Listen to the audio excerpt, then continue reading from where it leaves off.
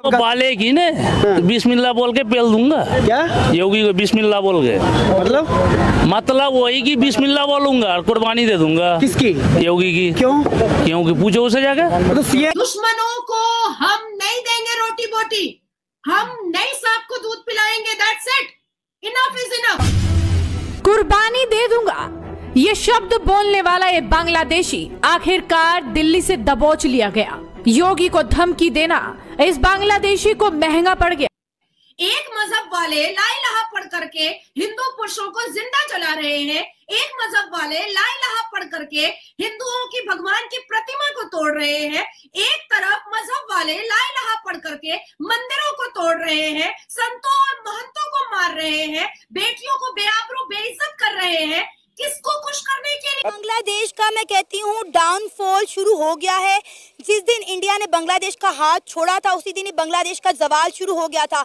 अब बांग्लादेश बुखलाया फिर रहा है, भाग रहा है, कभी पाकिस्तान से मदद मांग आता है कि इस तरीके के वेपन्स उस टाइम के जो हाईएस्ट ग्रेड मॉडर्न वारफेयर वाले जो वेपन्स थे वो मौजूद थे, वो यूज किए गए थे। तो एग्जैक्टली वही वेपन्स जो हैं वो आज के दिन यूज किए जाने वाले हैं।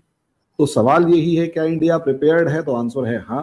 अगर पाकिस्तान इस वक्त बांग्लादेश की मदद करने जाएगा, और मुझे ऐसा लगता है करनी भी नहीं चाहिए, क्योंकि हम किसी की आग में क्यों जलाएं अपने मुल्क को। हमारे मुल्क के पहले क्राइसिस कम पड़े हुए कि जो हम दूसरों के मुल्क की लड़ाई लें।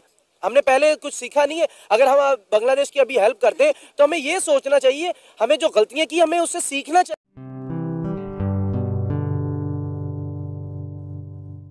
नमस्ते दोस्तों, जय हिंद। निक न्यूज़ बर्नर की रिएक्शन वीडियो में आप सभी का स्वागत है।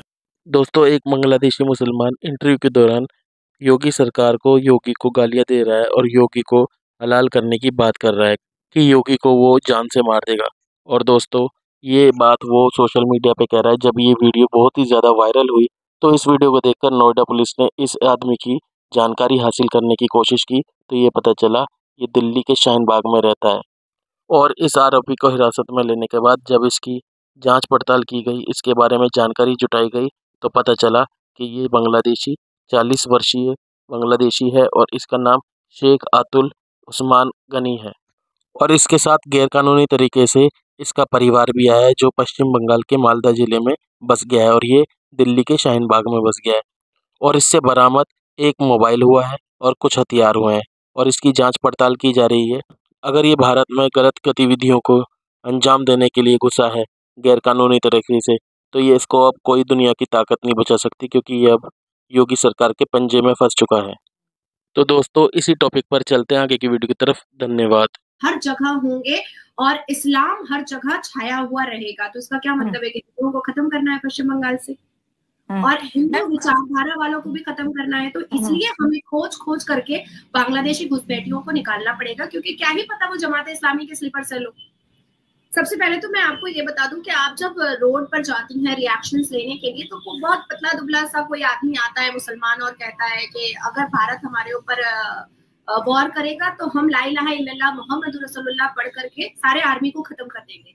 तो ये जो एक इल्यूजन है ना मुसलमानों के दिमाग में, ये जो एक फैब्रिकेट स्टोरी है कि हम ला इलाहा पढ़ेंगे और हम सारे हिंदुओं को मार डालेंगे, ये स्टोरी से पहले बाहर निकलना पड़ेगा मुसलमानों को। सबसे पहले देखो दुनिया टेक्निकल हो चुकी है, हमारे टेक्नोलॉजी पे काम करते हैं। आज मैं पाकिस्तान से बैठ करके अगर कन्फ्रंटेशन कर रही हूँ, इंटरव्यू कर रही हूँ, ला इलाहा पढ़ने से हम नहीं कर पा रहे। अभी मैंने फोन उठाया, ला इलाहा, कुछ नहीं हो रहा। अब हम इसको ऑन करेंगे तो काम होगा। जी बिल्कुल। बात के बहुत सारी कहावत है कि मतलब खाने को है नहीं और सराय में डेरा, बहुत सारी कहावत है। आगे उसका थोड़ा गंदा है इसलिए मैं नहीं बोल रही। बदला लिया, शुरू किया और उसके बाद दिसंबर के, अच्छा वो तारीख भी, क्योंकि दिसंबर का ही महीना है और दिसंबर के 15-16 तारीख को ही आप लोगों ने सरेंडर किया था। और 15-16 तारीख को जब आपने सरेंडर किया तो वही 15-16 तारीख के आसपास उस सरेंडर डॉक्यूमेंट के मामले में जो साइन हुए थे वही वापस ले लिए गए। मतलब उसी दिन वो पर्टिकुलर तस्वीर बाहर आई है और उसमें खबर आई है।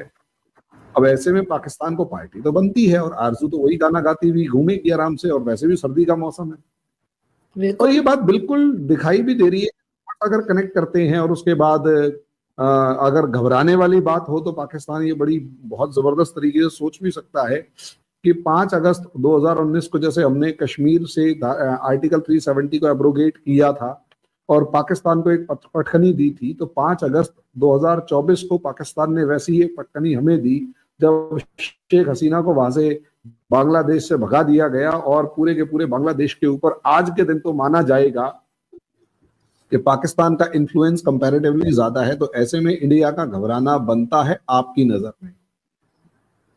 तो मुझे लगता है काफी ज्यादा पार्टी होनी चाहिए। बताओ पार्टी मनाने कब आए, और कम से कम इंडियन एम्बेसी के साथ एक मैसेज भेजा जा सकता है। मोस्ट वेलकम सर, लेकिन बताइए तो ये हुआ क्या है? ये हुआ क्या है? उस फोटो को अगर आप देखेंगे ध्यान से तो उसमें असलियत में एक अजीब सा कॉम्बिनेशन दिखाया हुआ है। फोटो के 3 हिस्से हैं।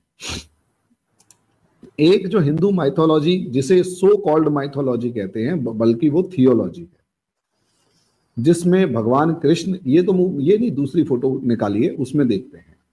उसमें भगवान कृष्ण अर्जुन का रथ को चला रहे हैं। अर्जुन युद्ध के मैदान में खड़ा हुआ है। ऊपर गरुड़ देवता जो हैं, हनुमान जी और गरुड़ देवता, मतलब अर्जुन के रथ के ऊपर गरुड़ देवता जो हैं वो फ्लाई कर रहे हैं। अब गरुड़ देव भगवान विष्णु के वाहन हैं और भगवान कृष्ण वहां उस रथ में हैं और अर्जुन का रथ चला रहे हैं, यानी कुरुक्षेत्र का एक दृश्य वहां दिखाया गया है। कुरुक्षेत्र का मतलब इंडिया ने डिक्लेयर कर दिया है कि वी आर एट वॉर। तो ये नहीं है कि हम छोड़कर भाग गए या कुछ ऐसा, लेकिन हाँ ये जरूर डिक्लेयर हो गया है कि yes we are in some sort of Kurukshetra. लेकिन सर ये तो अच्छा पॉजिटिव साइन है। हाँ तो ठीक है ना, आपको पॉजिटिव साइन है ना कि अगर आप लोग इस तरह से सोच रहे हैं, मुझे तो पॉजिटिव साइन लग रहा है कि एक चीज जो हो गई उसको चलाए चले जा रहे थे। देखिए तो सही, पूरी बात सुनिए तो सही मैडम, सुनिए तो सही। एक्चुअली कि उसमें जो पुराने वाली फोटो थी, अभी उसको भी ऊपर भी आऊंगा, और नई वाली जो है उसका मीनिंग तो समझ लीजिए। पहले नई में है क्या क्या, तो इसका मतलब है कि मोदी जी ने मान लिया कि हम जी कुरुक्षेत्र में हैं। दोस्तों अगर आपको हमारी वीडियो पसंद आई है तो प्लीज़ लाइक ज़रूर करें और साथ में शेयर करना ना भूलें। और साथ ही दोस्तों ऐसी ही लेटेस्ट वीडियो देखने के लिए हमारे चैनल को सब्सक्राइब करें, साथ ही बेल का आइकन जरूर दबाएं ताकि सबसे पहले आपको हमारी वीडियो की नोटिफिकेशन मिल सके। धन्यवाद।